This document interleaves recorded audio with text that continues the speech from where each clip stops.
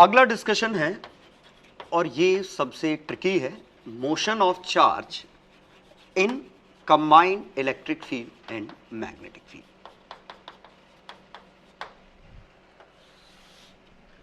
अगर दोनों होते तो मोशन क्या होता, तो पहले तो ये बात करते हैं कि फोर्स क्या बनेगा, QE plus Q V cross B। ये टोटल लॉरेंज इलेक्ट्रोमैग्नेटिक फोर्स है, ये टोटल फोर्स बनेगा। अब चूंकि अकेले इलेक्ट्रिक फील्ड का देख चुके हैं, अकेले मैग्नेटिक फील्ड का देख चुके हैं, कंबाइंड का बहुत ही कॉम्प्लेक्स हो जाता है, तो दरअसल हमें कंबाइंड के में सभी केसेस नहीं पढ़ने। पहला केस तो हम ये पढ़ते हैं, charge in equilibrium. Charge in equilibrium का मतलब चार्ज एट रेस्ट नहीं है। चार्ज इन इक्विलिब्रियम और charge at rest they are different. Equilibrium का मतलब फोर्स जीरो है, वेलोसिटी कांस्टेंट है। पहले ये समझते हैं, अगर चार्ज रेस्ट पे होता तो वेलोसिटी जीरो है, तो फोर्स आता QE plus QV cross B, और ये वाला टर्म हो जाता जीरो, तो आंसर आता QE, और फोर्स नॉन जीरो है। इसका मतलब equilibrium is not possible if charge is at rest. अगर चार्ज रेस्ट पे है तो नेट फोर्स जीरो हो ही नहीं सकता।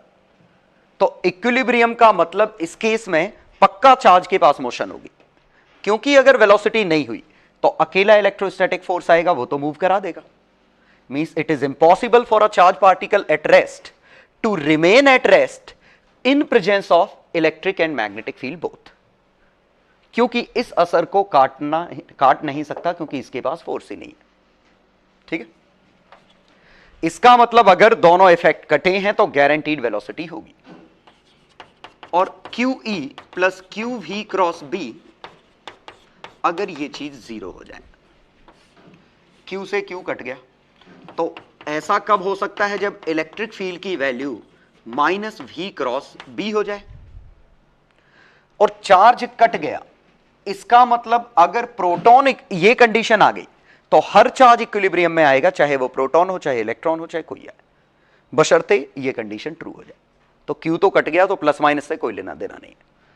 तो इलेक्ट्रिक फील्ड ये कंडीशन सेटिस्फाई अगर कर जाए तो दो तरह के फोर्स आए और दोनों कैंसिल आउट हो जाएंगे। और ये समझने की कोशिश करिए कैसा हुआ है। तो ये X है, ये Y है, ये Z है। ये हम ऐसे समझने की कोशिश कर रहे हैं कि अगर मैग्नेटिक फील्ड इस तरफ है B, ठीक है, और वेलोसिटी हमारी ऐसी है, तो V क्रॉस B का धक्का इस तरफ लगेगा।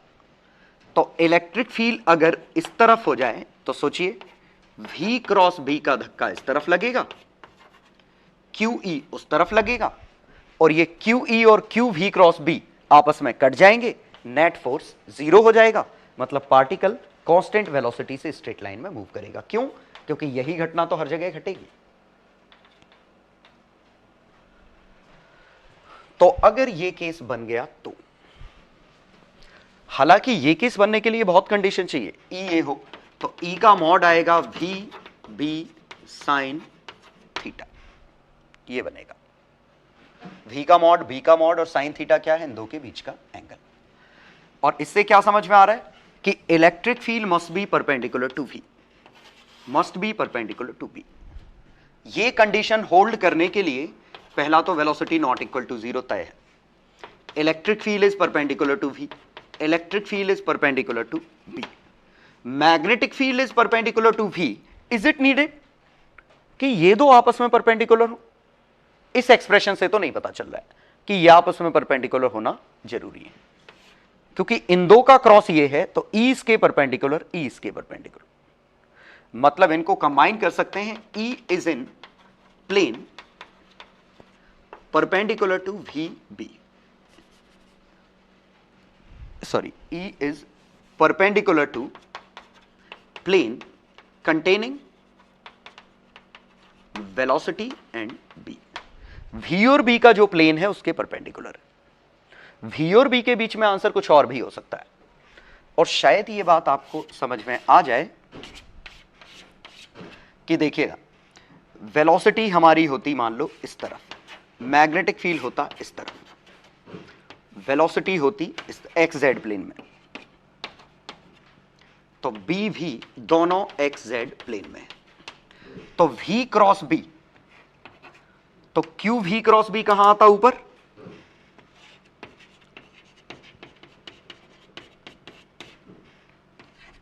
तो इसको अगर काटना है तो हमें क्यू ई नीचे चाहिए, और अगर क्यू ई नीचे है तो इसको काट देगा। तो ये केस क्या हो गया कि क्यू ई की value Q V cross B के बराबर, तो ई की value V B sine theta के बराबर। तो इन दो का आपस में परपेंडिकुलर होना जरूरी नहीं है।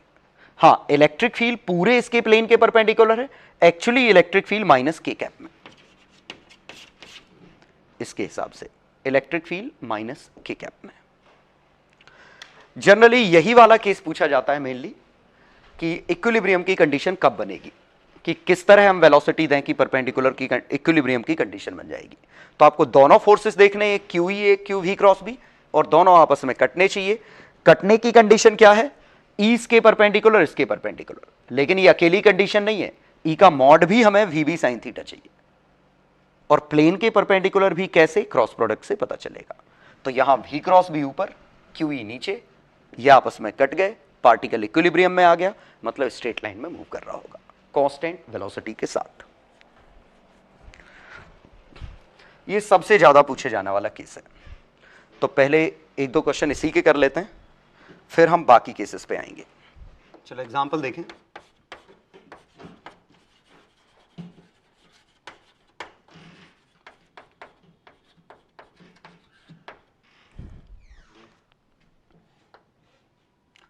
A charge is moving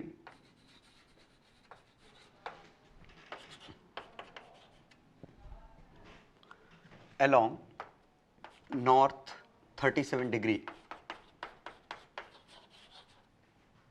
north of west. Find the velocity, find the speed. एक मिनट, पॉजिटिव नहीं लिखता हूं, speed and sign of charge q mass m if it moves with constant velocity.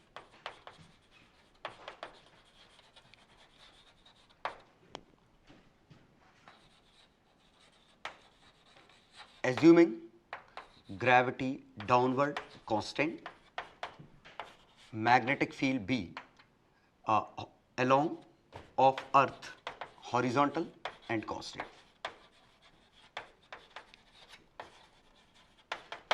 ये है। तो पहले ये समझने की कोशिश करते हैं पहले क्वेश्चन में। इस बार QE और QV क्रॉस भी नहीं है, इलेक्ट्रिक फील्ड कहीं नहीं बनाया, सिर्फ ये कहा है एक चार्ज है जो मूव कर रहा है 37 डिग्री नॉर्थ ऑफ वेस्ट। तो हमें ये बनाना पड़ेगा नॉर्थ वेस्ट, वेस्ट से नॉर्थ की तरफ 37 डिग्री वेलोसिटी ये है। अब अर्थ का मैग्नेटिक फील्ड पिछली क्लास में बताया था नॉर्थ की तरफ होता है, ये अर्थ का मैग्नेटिक फील्ड।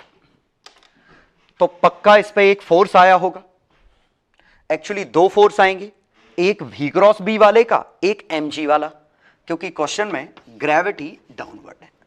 तो ऊपर से जब हम अर्थ को देखते तो ग्रेविटी नीचे दिखती, नॉर्थ साउथ है, ऐसे दिखते। तो v क्रॉस b की डायरेक्शन mg पक्का नीचे, mg नीचे है तो v क्रॉस b ऊपर होना चाहिए, और v क्रॉस b ऊपर mg नीचे कट सकता है, और v क्रॉस b ऊपर कब आएगा, जब ये चार्ज पॉजिटिव होगा। तो v इधर, v cross b charge positive. अगर इसी में ये डायरेक्शन कुछ और दी गई होती, जैसे वेलोसिटी इधर होती, b इधर होता, तो v क्रॉस b करने पे नीचे आता, तो फिर हम चार्ज को नेगेटिव कर देते। तो v क्रॉस b नीचे आता, हमें वो ऊपर फोर्स चाहिए mg को काटने के लिए, तो हम चार्ज नेगेटिव कर देते। तो यहां इलेक्ट्रिक फील्ड नहीं है, यहां ग्रेविटेशनल फील्ड ने इसको काट दिया है। और कितना बना, v क्रॉस b, ये b है, तो q v क्रॉस b ने mg को काट दिया है, और q v b, v और b के बीच का angle sine 53 is equal to mg। तो देखिए इनका परपेंडिकुलर होना जरूरी नहीं था, तो इसके प्लेन के परपेंडिकुलर mg लग रहा है, ये हमारी कंडीशन आ गई। तो अगर स्पीड पूछी है तो ये आ गया mg by Q B sine 53, ये स्पीड आ गई। डायरेक्शन तो हमें पहले से पता थी। तो उम्मीद है क्वेश्चन समझ में आ गया होगा। मेन क्या था कि अर्थ का मैग्नेटिक फील्ड कांस्टेंट लेना है और हमें पता है साउथ से नॉर्थ की तरफ। तो वी क्रॉस भी देखा, mg देखा, दोनों को काट दिए। एग्जाम्पल 2, और ये एग्जाम्पल लेने के लिए हम सीधे J Thomson experiment to find E by m, यही एक्सपेरिमेंट डिस्कस कर लेते हैं कि इस एक्सपेरिमेंट में क्या कॉन्सेप्ट हुआ था। ठीक है, तो जे थॉमसन एक्सपेरिमेंट कुछ ऐसा था कि हमने क्या किया, पहले इस इलेक्ट्रॉन को एक्सीलरेट कराया बाय सम पोटेंशियल डिफरेंस। तो ये एक एक्सीलरेटर है, पोटेंशियल डिफरेंस v से एक्सीलरेट कराया। तो इलेक्ट्रॉन जब इससे निकला तो उसके पास काइनेटिक एनर्जी आ गई, और ये हमने क्या किया, इस इलेक्ट्रॉन के पास जो काइनेटिक एनर्जी आई, इस इलेक्ट्रॉन को हमने मैग्नेटिक फील्ड और इलेक्ट्रिक फील्ड दो चीजों से क्रॉस कराएंगे। तो इस पे एक मैग्नेटिक फील्ड हमने ये क्रॉस बनाया, एक हमने इलेक्ट्रिक फील्ड लगा रखा। अब देखिए मैग्नेटिक फील्ड क्रॉस बनाने का तरीका क्या, नॉर्थ पोल इधर, साउथ पोल इधर। तो ये 3 डायमेंशनल कुछ फिगर ऐसा समझ सकते हो, नॉर्थ इधर, साउथ इधर, इलेक्ट्रॉन ऐसे जा रहा है, ये एक मैग्नेटिक फील्ड हमने क्रॉस पैदा कर दी। लेकिन हमें मैग्नेटिक फील्ड के साथ एक इलेक्ट्रिक फील्ड भी पैदा करनी है। हम कॉन्सेप्ट क्या यूज करने वाले हैं कि ये जो इलेक्ट्रॉन हम यहां से प्रोजेक्ट कर रहे हैं, ये बिना कोलाइड किए सीधे, बिना डिविएट किए सीधे ओ पॉइंट पे हिट करना चाहिए। ये स्क्रीन है। तो ये जो है, this is setup of two perpendicular magnetic field, two perpendicular fields, one is magnetic, another is electrostatic. लेकिन हमें इलेक्ट्रोस्टैटिक में जरूर सोचना है, मैग्नेटिक फील्ड अगर क्रॉस है तो इलेक्ट्रिक फील्ड किस तरफ होगा।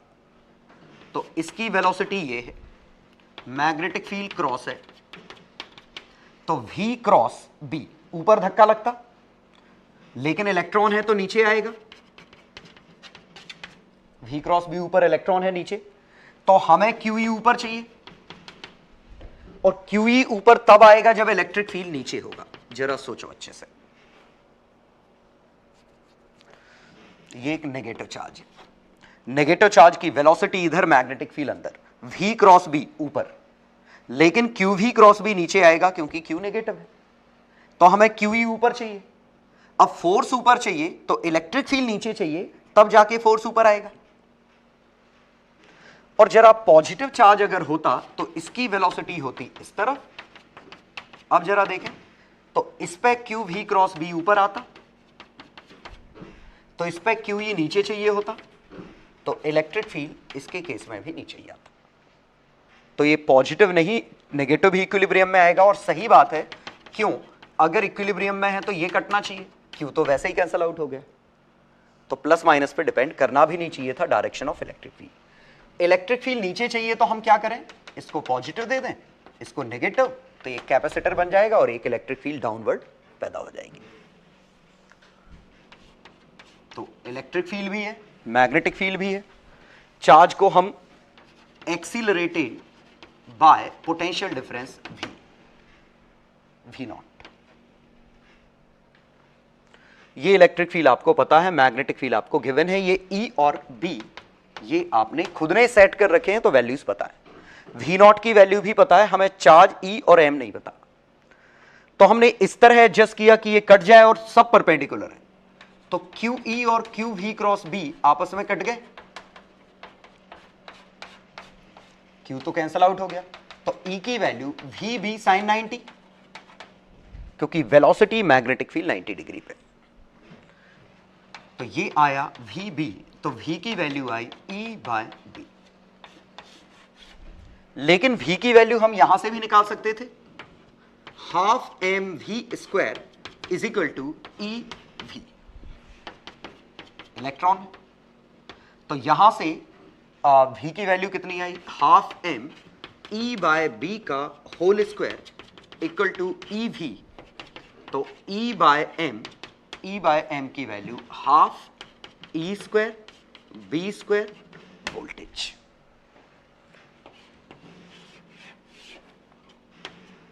इलेक्ट्रिक फील्ड हमने लगाया, मैग्नेटिक फील्ड हमने लगाया, वोल्टेज हमने लगाया, ये हमने किया, तो एक ई बाय एम की वैल्यू आई। अब हम ये एक्सपेरिमेंट बार बार परफॉर्म करते रहेंगे तो हर बार ई बाय एम सेम आया। मतलब ये पता चला कि जितने इलेक्ट्रॉन्स हैं सभी का चार्ज और मास वेल डिफाइंड है। ठीक है, तो इससे ई बाय एम की वैल्यू पता चली थी। ठीक है, चार्ज ऑन इलेक्ट्रॉन निकाला था किन्होंने? चार्ज ऑन इलेक्ट्रॉन निकालने के लिए मिलिकन ऑयल ड्रॉप एक्सपेरिमेंट हुआ था। इसमें चार्जेस निकाले थे और सबका HCF निकाल के ई निकाल दिया था। इन्होंने ई बाय एम निकाल दिया तो मास भी मिल गया, ई पहले कैलकुलेट हो गया था। तो ये हमारा जे थॉमसन का एक्सपेरिमेंट था कि इलेक्ट्रॉन को हम एक्सीलरेट करा रहे थे, मतलब किसी तरह स्पीड दे रहे थे, दो परपेंडिकुलर फील्ड से क्रॉस करा रहे थे। इस तरह फील्ड को हम एडजस्ट करते हैं, ये फील्ड की वैल्यू बदल बदल के देखते हैं। एक वेलोसिटी दी, ई और बी एडजस्ट करते हैं, तब तक एडजस्ट करते रहते हैं जब तक कि यहां नहीं टकरा जाता। अब समझिएगा, इस पे इलेक्ट्रॉन पे फोर्स देखें तो क्यू वी भी नीचे है, क्यू ई ऊपर है। अब अगर इलेक्ट्रिक फील्ड ताकतवर हो गया तो ये इधर मीट करेगा, कब? जब इलेक्ट्रिक फील्ड जरूरत से ज्यादा हो गया। यहां मीट करेगा जब इलेक्ट्रिक फील्ड कम पड़ जाए, यहां मीट करेगा जब इलेक्ट्रिक फील्ड बराबर आ जाए। तो दरअसल ये स्क्रीन जिंक सल्फाइड टाइप की कुछ ले लो, ऐसी जो फ्लोरोसेंट स्क्रीन हो जिस पे चार्ज पार्टिकल टकराए तो वो ग्लो करे। तो अगर ये ज्यादा बड़ा होगा तो ऊपर की तरफ ग्लो पॉइंट होगा, मैग्नेटिक फील्ड ज्यादा स्ट्रांग हो गया होगा तो नीचे ग्लो होगा। तो इनमें से ई और बी में से एक कोई बदल के देखते जाओ जब तक कि वो ग्लो पॉइंट वहां नहीं आ जाता। ज्यों ही बी की वैल्यू पे एक ग्लो पॉइंट यहां आ जाएगा, ठीक है, ये बैलेंस हो जाएगा, ये कंडीशन होल्ड कर जाएगी। ठीक है, तो उन्होंने इस तरह से किया था कि एक कोई पैरामीटर बदलते रहे थे और ये ग्लो पॉइंट यहां ले आए थे, और ये कैलकुलेशन थे इसके। तो उम्मीद है समझ में आ गया होगा। और एक्चुअली इसी प्रिंसिपल पे, बिल्कुल लगभग इसी प्रिंसिपल पे काम करता है हमारा cathode ray tube, CRT, cathode ray tube. More और लेस यही है। कैथोड रे ट्यूब में क्या होता है कि नाम ही समझ में आ रहा है, कैथोड रे मतलब इलेक्ट्रॉन को हम एक्सीलरेट करके वेलोसिटी दे रहे हैं, और ये सामने ये स्क्रीन पे हिट करने वाला है। अगर कोई फोर्स नहीं होगा तो सीधे ये पॉइंट ग्लो करेगा। और हम क्या करते हैं इस पे, हालांकि हम इसको बैलेंस नहीं कर रहे हैं, सिर्फ एक मैग्नेटिक फील्ड लगा रहे हैं, इलेक्ट्रिक फील्ड नहीं लगा रहे हैं। अब ये मैग्नेटिक फील्ड लगाएंगे तो ये इलेक्ट्रॉन ड्रिफ्ट करेगा, ठीक है, और किस तरफ? नीचे। अगर क्रॉस मैग्नेटिक फील्ड होगा तो नीचे ड्रिफ्ट करेगा, डॉट मैग्नेटिक फील्ड होगा तो ऊपर करेगा। तो हम ये मैग्नेटिक फील्ड बदल के इसका ड्रिफ्ट ऊपर या नीचे ले सकते हैं। तो ये क्रॉस या डॉट होगा तो ये ऊपर नीचे इस प्लेन में करेगा। और अब जरा आप सोचिए कि इसी में इलेक्ट्रॉन की वेलोसिटी इधर है, मैग्नेटिक फील्ड ऐसा होता, तो V क्रॉस B अंदर की हमारी तरफ आता, लेकिन ये अंदर की तरफ ड्रिफ्ट करता, तो ये इस डायरेक्शन में ड्रिफ्ट करेगा। मतलब ये मैग्नेटिक फील्ड इसका इस डायरेक्शन के ड्रिफ्ट को कंट्रोल करेगा, ये मैग्नेटिक फील्ड क्रॉस और डॉट इसको कंट्रोल करेगा। तो समझिए हमारी स्क्रीन ये थी, इलेक्ट्रॉन सेंटर पे टारगेट कर रहे थे, ठीक है। अब हम इस इलेक्ट्रॉन को पे इस डायरेक्शन में ड्रिफ्ट देना चाहें, इस डायरेक्शन में, तो ये ड्रिफ्ट देने का काम कौन कर रहा है? पर ये क्रॉस और डॉट वाला। लेकिन अगर हम इस डायरेक्शन में भी ड्रिफ्ट देना चाहें, इस डायरेक्शन में, तो हमें मैग्नेटिक फील्ड इस तरह का लगाना पड़ेगा, वर्टिकली डाउन या वर्टिकली अप। तो दो परपेंडिकुलर मैग्नेटिक फील्ड ऐसे, और ये क्रॉस और डॉट, ये और वेलोसिटी इधर है। एक मैग्नेटिक फील्ड एक डायरेक्शन में डिविएशन दे रहा है, एक मैग्नेटिक फील्ड दूसरी डायरेक्शन में डिविएशन दे रहा है। तो इस तरीके से इस इलेक्ट्रॉन की बीम को इस स्क्रीन पे कहां हिट करना है वो हम कंट्रोल कर रहे हैं। Using magnetic fields. तो ये मैग्नेटिक फील्ड बदलते रहेंगे, ये इलेक्ट्रॉन कहां हिट करना है वो आ जाएगा। इसकी जगह हम इलेक्ट्रिक फील्ड भी यूज कर सकते थे, दो परपेंडिकुलर इलेक्ट्रिक फील्ड ले लेते, एक इधर एक इस डायरेक्शन में, इसकी जगह हमने मैग्नेटिक फील्ड लिया। तो दो परपेंडिकुलर मैग्नेटिक फील्ड इसको कंट्रोल करेंगे और ये इलेक्ट्रॉन कहां हिट करना है ये, और यही पुरानी कैथोड रे ट्यूब मॉनिटर या टीवी का प्रिंसिपल था कि पीछे जो टीवी का इतना बड़ा ये चुंगा होता है, ये ठीक है, यहां से ये इलेक्ट्रॉन ऐसे फायर होते हैं, ठीक है, और यहां मैग्नेटिक फील्ड के लिए कॉइल लगी होती है बड़ी सी, जो मैग्नेटिक फील्ड पैदा करती है, वो फ्लक्चुएट करती हैं अपने आप को। तो ये ऊपर नीचे चारों तरफ ये इलेक्ट्रॉन हिट करता है, जब इलेक्ट्रॉन हिट करता है तो ग्लो करता है, और ग्लो करता है तो पिक्सेल जलते हैं, वही पिक्सेल इमेज बनाते हैं। पीछे का हिस्सा, ये पीछे जो चुंगा बना है, यहां देखिए पीछे से ये कैथोड रे ट्यूब है, ये वाला पार्ट, और यहां ये कॉइल दिख रही है, ये कॉइल मैग्नेटिक फील्ड दो परपेंडिकुलर बनाएंगी, और उन दो परपेंडिकुलर मैग्नेटिक फील्ड से ये कंट्रोल होगा कि कहां पे हिट करना है, ठीक है। काफी हद तक ये मोर और लेस इंकजेट प्रिंटर की तरह है, जो मैंने इलेक्ट्रोस्टैटिक में बताया था कि इंकजेट प्रिंटर में चार्ज पार्टिकल थे और इनको दो परपेंडिकुलर इलेक्ट्रिक फील्ड कंट्रोल कर रहे थे कि इनको पेपर पे कहां जाके चिपकना है। तो यहां दो परपेंडिकुलर इलेक्ट्रिक फील्ड इंक को कंट्रोल कर रहे थे, इंक चार्ज थी, कहां चिपकना है इस पे। बिल्कुल वही यहां इलेक्ट्रिक फील्ड को, सॉरी इलेक्ट्रॉन्स को मैग्नेटिक फील्ड कंट्रोल कर रहा है कि स्क्रीन पे कहां हिट करना है, ठीक है। तो ये हमारी कैथोड रे ट्यूब है, जो कि अब बंद हो गई है चलना, क्योंकि एक तो कैथोड रे ट्यूब में काफी बल्कि था, ऊपर से ये पोटेंशियल डिफरेंस मतलब सेवरल 100 वोल्ट और क्या थाउजेंड्स में, ये मतलब ऐसा कि 8-10 हजार वोल्टेज यहां पोटेंशियल डिफरेंस क्रिएट करना पड़ता था कैथोड रे बनाने के लिए, ठीक है। तो ऑब्वियसली ये एनर्जी इफिशिएंट नहीं था, बल्कि था, ठीक है। और दूसरा, चूंकि इलेक्ट्रॉन ग्लो कर रहे हैं तो लगातार रेडिएशंस अच्छी खासी बाहर निकलती थी, तो ये देखने में भी दिक्कत होती थी, हमारी हेल्थ के लिए भी सही नहीं था, ठीक है। इसीलिए ये फिर धीमे धीमे टेक्नोलॉजी बढ़ी तो एलईडी से रिप्लेस हो गए, एलसीडी से रिप्लेस हो गए, ठीक है। तो उम्मीद है समझ में आ गया होगा कि जे थॉमसन एक्सपेरिमेंट क्या था। कि जे थॉमसन एक्सपेरिमेंट सिंपली ये था, वहां उन्होंने एक इलेक्ट्रिक और एक मैग्नेटिक फील्ड दोनों यूज किए थे, और इस वेलोसिटी को ई और बी से करके बैलेंस कर दिया और सेंटर पे हिट किया था। और अंडरस्टूड है, मैग्नेटिक फील्ड बड़ा होगा नीचे हिट करेगा, इलेक्ट्रिक फील्ड बड़ा होगा यहां हिट करेगा। ये हमने फोर्स की डायरेक्शन से अंदाजा लगा दिया और इससे इक्वेशन बनाई और E/m का रेशियो निकाल लिया। कैथोड रे ट्यूब में क्या है कि दो मैग्नेटिक फील्ड है, एक इस डायरेक्शन में डिविएशन दे रहा है, एक इस डायरेक्शन में डिविएशन दे रहा है। 4 क्वेश्चन है। पहले क्वेश्चन में electron enters with velocity along this in space, magnetic field दे रखा है। Find electric field needed so that charge moves with uniform velocity. What will be your answer if electron is replaced by proton. अगले में illustration 16 page 11 पे जो है, और अगले में पेज 14 पे DCT 2 का क्वेश्चन नंबर 29। और लास्ट है, a charge is moving along I cap with speed v0।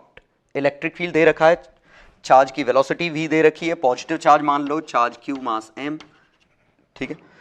Find magnitude, हालांकि ये जरूरत नहीं थी, magnitude and direction of magnetic field needed so that particle moves undeflected. तो ये चारों क्वेश्चन करिए, ठीक है। हो जाए तो रिज्यूम करिए इसको। चलो सॉल्यूशन देखो। An electron enters with speed a, तो देखिए नेट फोर्स होता QE plus QV cross B equal to 0। Q की तो जरूरत ही नहीं, तो इलेक्ट्रिक फील्ड आया -V क्रॉस B। वेलोसिटी कितनी है 10 पे 6, 3i कैप, तो -10 पे 6, 3i cap plus 4j cap unit vector का मल्टीप्लाई करना है, दिस क्रॉस मैग्नेटिक फील्ड कितना है I-2k, ये इलेक्ट्रिक फील्ड है, ठीक है। 5 से 2 बार तो माइनस 10 पे 5 कॉमन ले लो, ठीक है, माइनस उसके साथ भेज देते हैं, तो 5 का ये हो गया 6i cap plus 8j cap cross 2k minus i। 10 पे 5 i का k के साथ, ठीक है, 6i का k के साथ माइनस 12j, 6i का i के साथ तो आएगा नहीं, j का k के साथ 16i, j का i के साथ प्लस 8k, ये आंसर आएगा। और सेकंड में पूछा है electron is replace by proton, answer will remain same, क्योंकि Q कट ही गया, इसका अपोजिट मत कर देना, Q दोनों तरफ कैंसिल आउट हो गया, तो ये फोर्स पलट जाएगा तो ये भी पलट जाएगा, क्योंकि चार्ज नेगेटिव है तो V क्रॉस B का उल्टा आंसर आएगा, तो इसका भी तो उल्टा आएगा, दोनों आपस में कैंसिल आउट हो जाएंगे, इसीलिए चार्ज पे डिपेंड नहीं कर रहा है, आंसर हमारा यही बना रहेगा। ऑल्दो दोनों फोर्स पलट जाएंगे, लेकिन पहले भी कट रहे थे, अब भी कटेंगे। चलो सेकंड, इलस्ट्रेशन 16, इलेक्ट्रिक फील्ड दे रखा है through a magnetic field 2 into 10 पे -3, इलेक्ट्रिक फील्ड भी दे रखा है 3.4 इंटू 10 पे 4, what will be the radius. एक मिनट, इसमें लिखना चाहिए परपेंडिकुलर है, परपेंडिकुलर लिखना चाहिए क्वेश्चन में कि तीनों आपस में परपेंडिकुलर है, अदरवाइज क्योंकि Q V cross B Q E, तो V B sine theta equal to E आता, साइन थीटा तो हमें पता ही नहीं है, तो परपेंडिकुलर होगा, तो V B sine 90 equal to E. तो क्या पूछा है इन्होंने, and the electron if the path remains speed, तो स्पीड आ गई ई बाय बी, तो ई बाय बी करो तो 2.4 वैल्यू तो बिल्कुल सही लिखी है, 1.7 इंटू 10 पे 7 मीटर पर सेकेंड।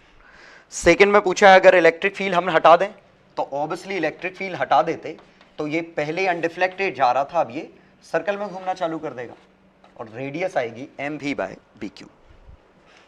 चलो अब आ गए अपन इलस्ट्रेशन 17, नहीं इलस्ट्रेशन नहीं पूछा था, page 14 DCT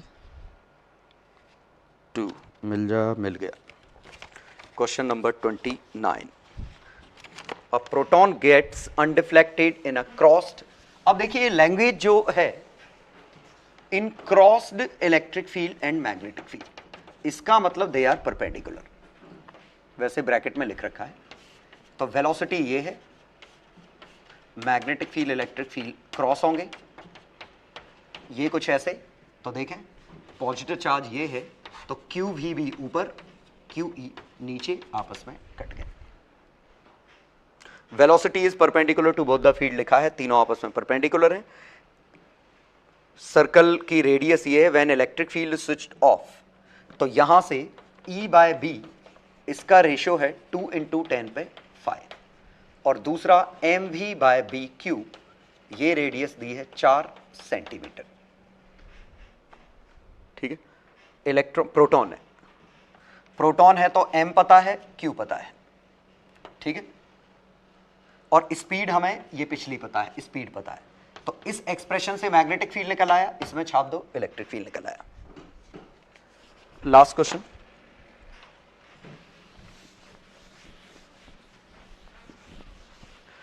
a charge particle moving along I cap, तो बना लेते हैं अपन,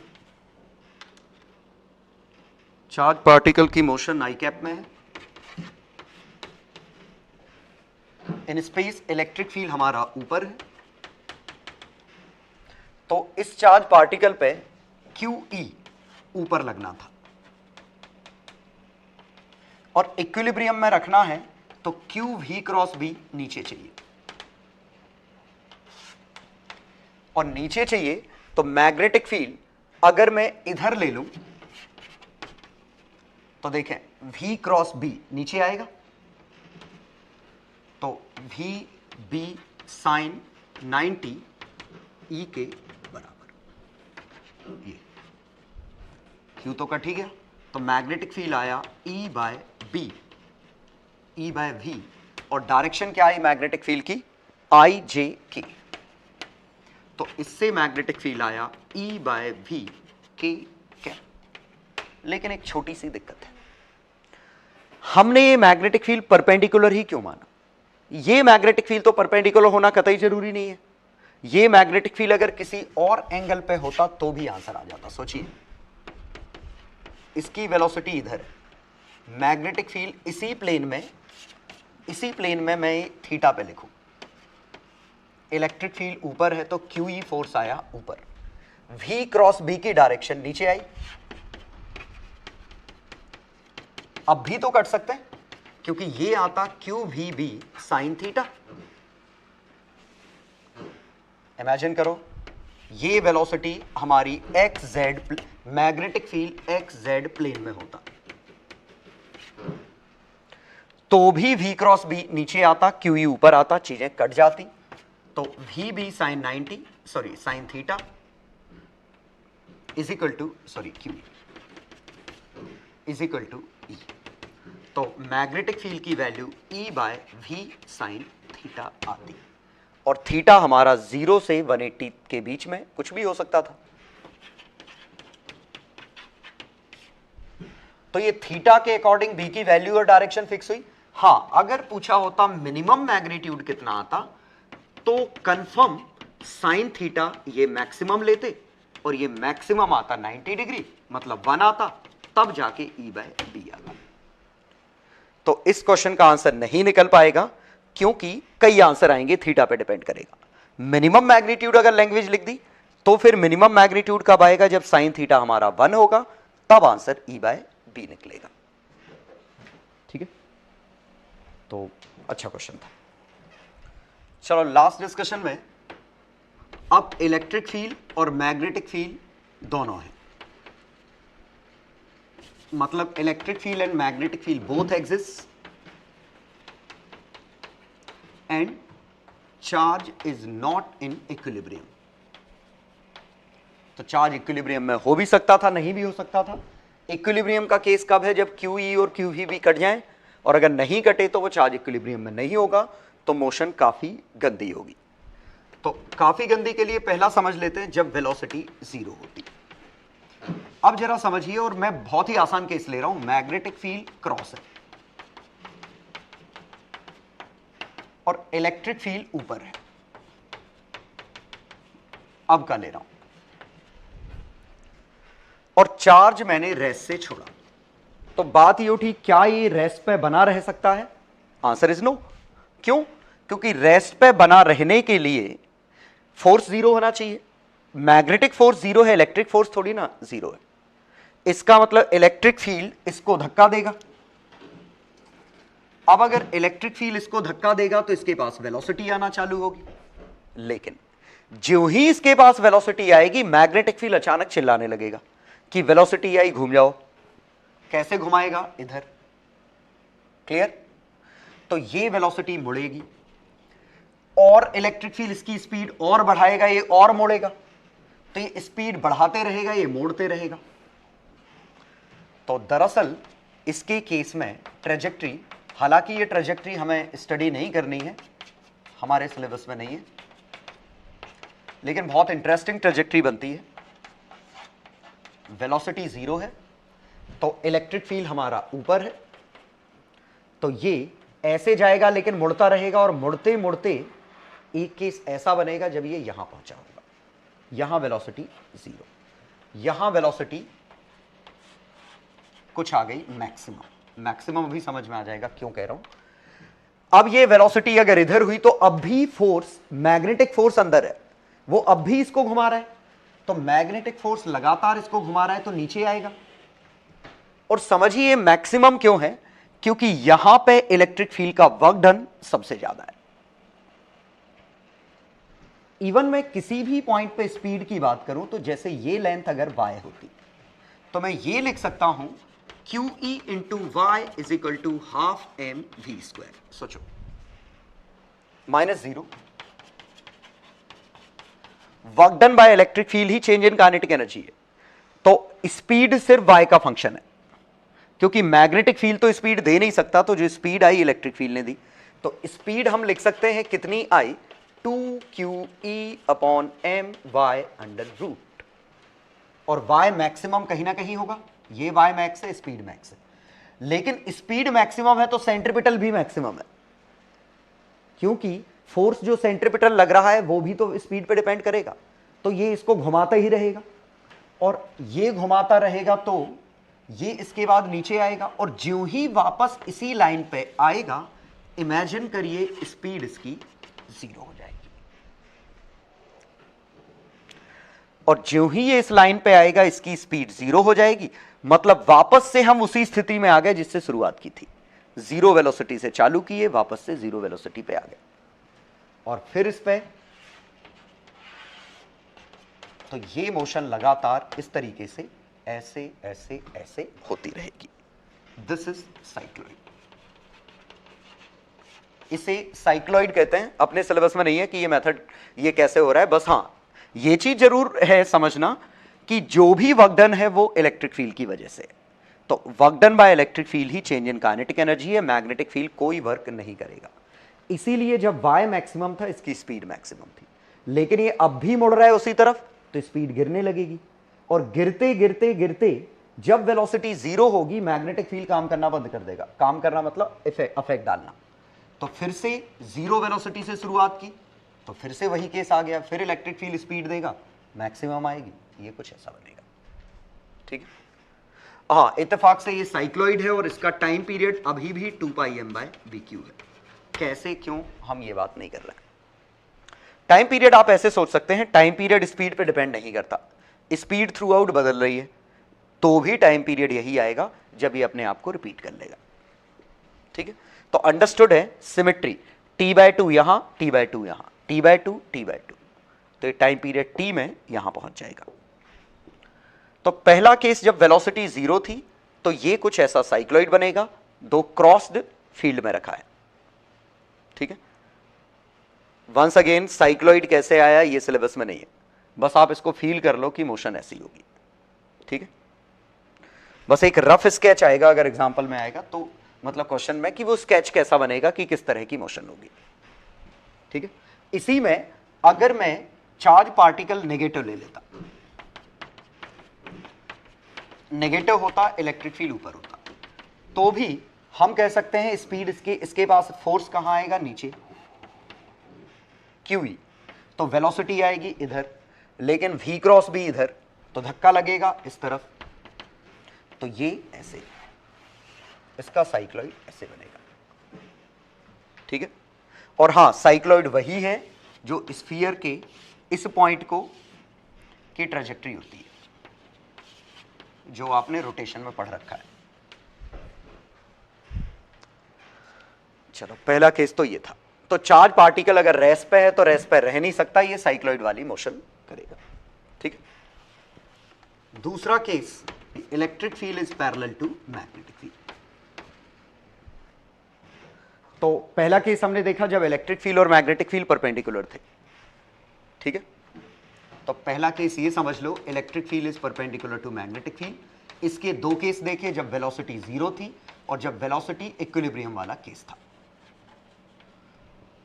ठीक है, वेलोसिटी 0 थी तो साइक्लॉइड टाइप का केस बना, इक्विलिब्रियम वाला है तो QV क्रॉस B का नेगेटिव, तो electric field minus V cross B,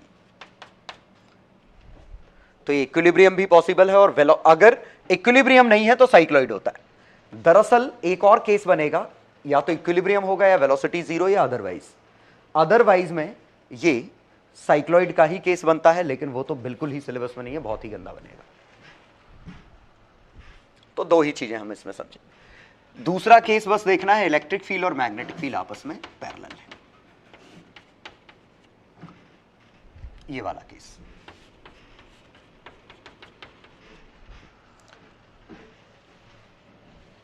ठीक है, ये केस कौन सा था, क्रॉस है और इलेक्ट्रिक फील्ड ऐसा। ठीक है, तो मैं लिख ही देता हूं, ये छाप लेना। इसका पहला केस जब वेलोसिटी 0 थी। ठीक है, तो पहले केस में हमारा आंसर बना कुछ ऐसा, इसके पास वेलोसिटी इधर थी और ये कुछ ऐसे साइक्लॉइड। टाइम पीरियड 2 पाई m बाय बी क्यू, यहां पे स्पीड मैक्सिमम, यहां पे वेलोसिटी 0। और दूसरा केस बना इक्विलिब्रियम का केस, और इक्विलिब्रियम का बना तो अगर सभी परपेंडिकुलर हैं तो बिल्कुल आसान, इलेक्ट्रिक फील्ड इधर है, तो वेलोसिटी अगर हमने इधर दी, ये इक्विलिब्रियम नहीं है, दोनों सेम है, पॉजिटिव पे वेलोसिटी इधर दी तो ये गड़बड़ हो गया, v क्रॉस b और इलेक्ट्रिक फील्ड कट गए, इलेक्ट्रिक फील्ड मुझे कहां रखना पड़ेगा, नीचे। तो ये केस कौन सा था, ये हम अलग से डिस्कस कर चुके हैं काफी बार।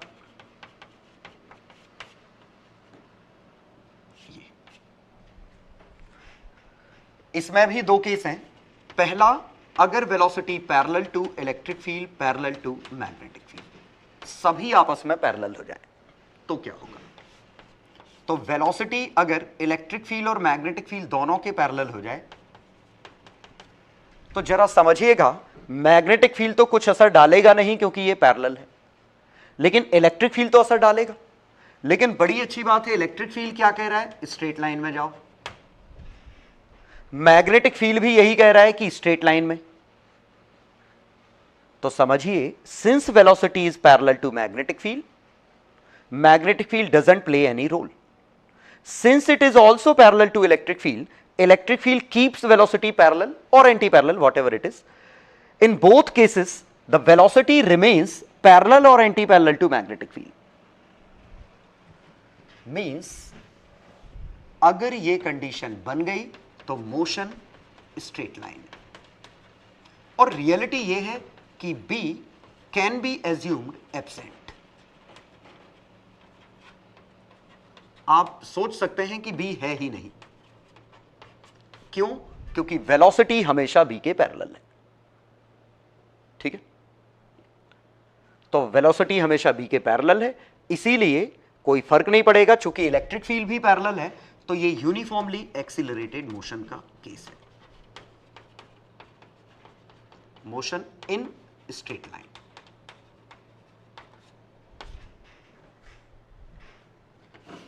लेकिन दूसरा, इलेक्ट्रिक फील्ड पैरेलल है मैग्नेटिक फील्ड का केस, हम यही डिस्कस कर रहे हैं, लेकिन वेलोसिटी पैरेलल नहीं है, या anti parallel. Parallel anti parallel तो इसमें आ गया। अब कुछ और है, तो मान लो वेलोसिटी इधर थी, इलेक्ट्रिक फील्ड इधर है, मैग्नेटिक फील्ड इधर है। यह भी बहुत ही इंटरेस्टिंग केस बनने वाला है। वेलोसिटी के दो कंपोनेंट कर लूं, v पैरेलल, v परपेंडिकुलर। अब जरा समझिएगा, v पैरेलल पे b कोई असर नहीं डाल सकता, v parallel will remain unaffected bye b। तो v पैरेलल की मोशन स्टडी करना मतलब यही मोशन स्टडी करना है, और v परपेंडिकुलर पे e असर नहीं डाल सकता, तो v परपेंडिकुलर b के हिसाब से एक सर्कल बनेगा, ये सर्कल बनेगा, लेकिन v पैरेलल बदलता रहेगा। तो रियलिटी ये है, हो सकता है ये समझ जाओ,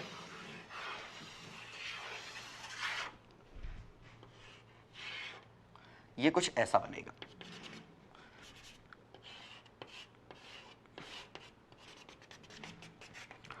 circle of constant, sorry helix of radius constant, और रेडियस आएगी m v perpendicular by B Q. Pitch, लेकिन पिच आएगी v पैरेलल, क्यों? क्योंकि सॉरी वेरिएबल, क्योंकि v parallel into time period. Time period तो कांस्टेंट है, लेकिन v पैरेलल की value v cos theta plus a t. सोचो, v पैरेलल की वैल्यू इस इलेक्ट्रिक फील्ड की वजह से v पैरेलल एक्सीलरेट करेगा, तो ये बदलेगा। और एक्चुअली जैसा है इलेक्ट्रिक फील्ड के पैरेलल, उस हिसाब से v पैरेलल कंपोनेंट बढ़ता रहेगा। ये बढ़ेगा तो हेलिक्स की पिच बढ़ने लगेगी। तो शायद समझ गए होंगे, ये इलेक्ट्रिक फील्ड ने इस वेलोसिटी को बढ़ा दिया, ठीक है। अगर इलेक्ट्रिक फील्ड नहीं होता तो आप चाहें तो सुपरपोजिशन से सोच सकते हैं, इलेक्ट्रिक फील्ड नहीं होता तो ये हेलिक्स ऐसा बनता, यूनिफॉर्म। इलेक्ट्रिक फील्ड है तो ये इस सर्कल को तो अफेक्ट नहीं कर सकता क्योंकि परपेंडिकुलर है, लेकिन खुद के पैरेलल इस वेलोसिटी को बढ़ा देगा, तो ये स्ट्रेच हो जाएगा। उल्टा होता तो कंप्रेस हो जाता। इवन ऐसा होता कि इलेक्ट्रिक फील्ड अगर इधर होता तो शायद ट्रेजेक्ट्री कुछ ऐसी होती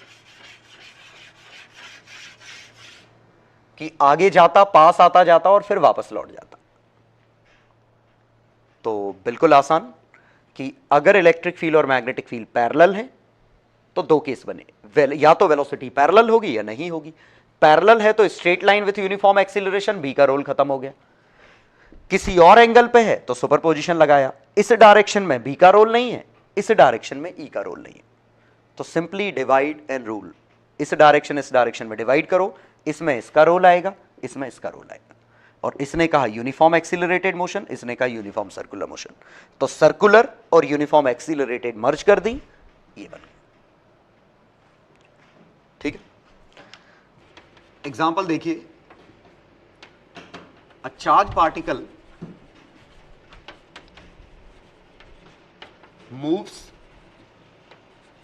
undeflected, या a charge particle remains at rest in space, तो what are possibilities?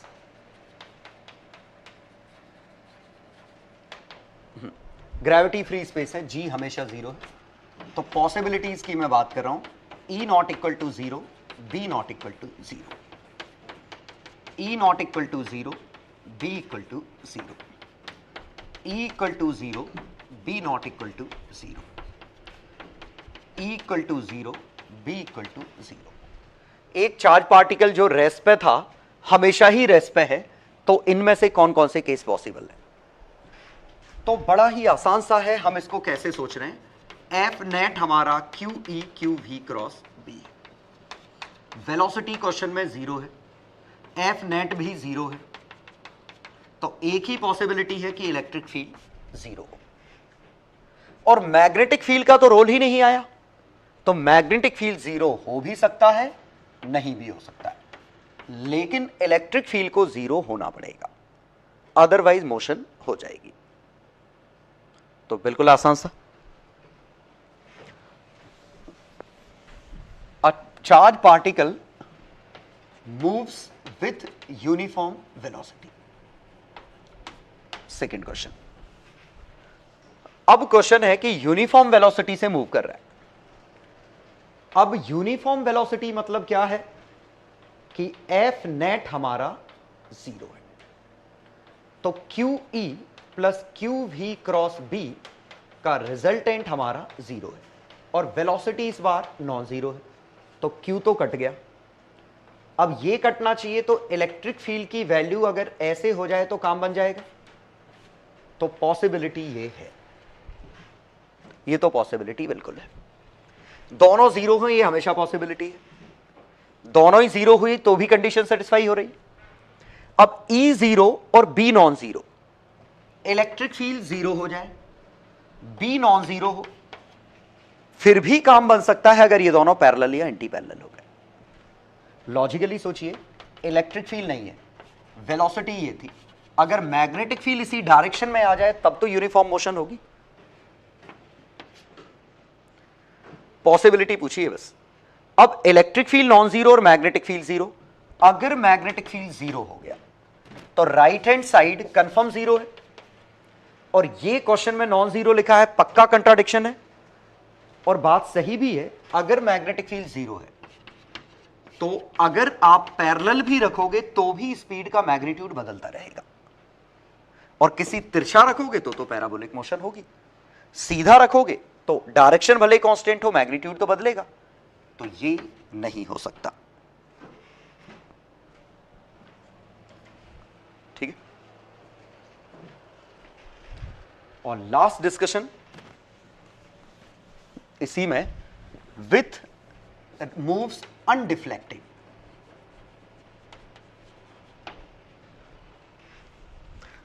अब ये अनडिफ्लेक्टेड की क्या मीनिंग है? Undeflected means velocity vector constant नहीं, डायरेक्शन कांस्टेंट। तो देखिए ये तो हमेशा ही है, फील्ड ही ना हो तब तो हो गई। ये केस हो सकता है कि नहीं, तो अकेला मैग्नेटिक फील्ड है, इलेक्ट्रिक फील्ड नहीं है, वेलोसिटी अगर पैरेलल हो गई तो ये केस पॉसिबल है। अब दूसरा केस पॉसिबल है कि नहीं कि अकेला इलेक्ट्रिक फील्ड है, वेलोसिटी तिरछी हुई तब तो नहीं हो सकता, लेकिन अगर वेलोसिटी पैरेलल हुई तो स्पीड भले बढ़ती जाएगी, डिफ्लेक्ट तो नहीं होगा, डिविएशन तो नहीं आएगा, तो ये केस इस बार इंक्लूड हो जाएगा। पिछले में क्यों नहीं हुआ था? क्योंकि वेलोसिटी वेक्टर कांस्टेंट चाहिए था, मैग्नीट्यूड कांस्टेंट। इस बार डायरेक्शन, सिर्फ डायरेक्शन कांस्टेंट चाहिए। और पहला केस तो हो ही सकता है अगर इक्विलिब्रियम हो जाए तो चारों केस पॉसिबल है। तो डीसीटी में ऐसे ढेर सारे क्वेश्चन है, भरमार है क्वेश्चंस की, ठीक है। तो डीसीटी में बहुत सारे इस तरह के क्वेश्चन है, तो आपको प्रॉपर थ्योरी अच्छे से समझिएगा, क्वेश्चन पे अच्छे से फोकस करिएगा, क्वेश्चन में क्या पूछ रहे हैं और कब ट्रेजेक्ट्री कौन सी पॉसिबल है, ठीक है। तो काफ़ी थ्योरेटिकल क्लास थी, इसीलिए शायद आपको ये वीडियो हो सकता है रोक रोक के देखना पड़े। अच्छे से देखिए और समझिए, ठीक है, और फिर डीसीटी करिए। तो डीसीटी करने में मज़ा आएगा अगर आपको समझ में आया होगा तो। चलो तो मिलते हैं फिर। हाँ, एक और ज़रूरी चीज़, चूँकि थ्योरेटिकल था काफ़ी, तो डिस्कशन में इन्वॉल्व रहना। आपको जहाँ भी दिक्कत आए एक बार डिस्कशन में ज़रूर पूछ लेना, क्योंकि इट मे बी पॉसिबल कि ढेर सारे डाउट इकट्ठे हो जाएं, ठीक है। तो डिस्कशन में पूछिए सो दैट बिल्कुल हर चीज़ क्लियर हो जाए। ज़रूरत लगे तो मैं सिमुलेशन की मदद से आपको बताऊंगा, तो प्लीज़ डिस्कशन में इन्वॉल्व रहिएगा।